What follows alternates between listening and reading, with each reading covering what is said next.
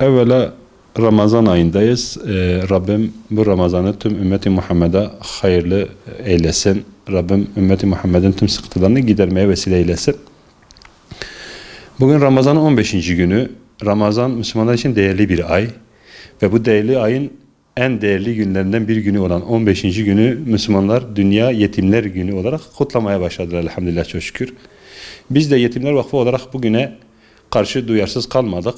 Evvela bütün yetimlerimizi, çocuklarımızı ziyaret ettik. Onlara bugünün Yetimler Günü olduğunun farkındalığını yarattık. Onlara hediyeler aldık.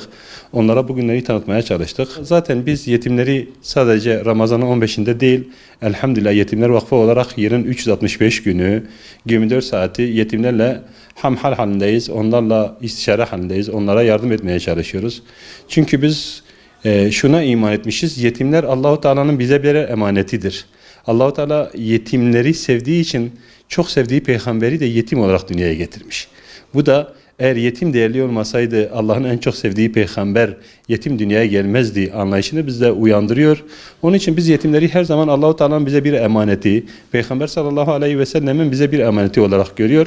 O anlamda yetimlere sahip çıkmaya çalışıyoruz ki aslında yetimlere sahip çıkmakla kendimize de sahip çıkıyoruz. Biz yetimlere yardım edince biz biliyoruz ki Allahu Teala yetimlere yardım edildiğini gördüğünde kendi meleklerinin sevindiğini bize defalarca kutsi hadislerde belirtmiştir. Peygamber sallallahu aleyhi ve sellem yine bir hadisinde ben ve yetime sahip çıkan parmaklarını da şöyle yan yana getirerek cennette şöyle yan yana komşu olacağız diye buyurmuş ve mükafatının yüksek olduğunu bize bildirmiştir.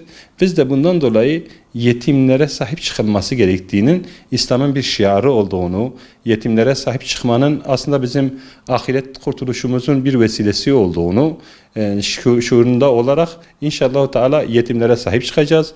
Bu Yetimler Günü vesilesiyle dünyadaki tüm yetimlerin Yetimler Günü mübarek olsun.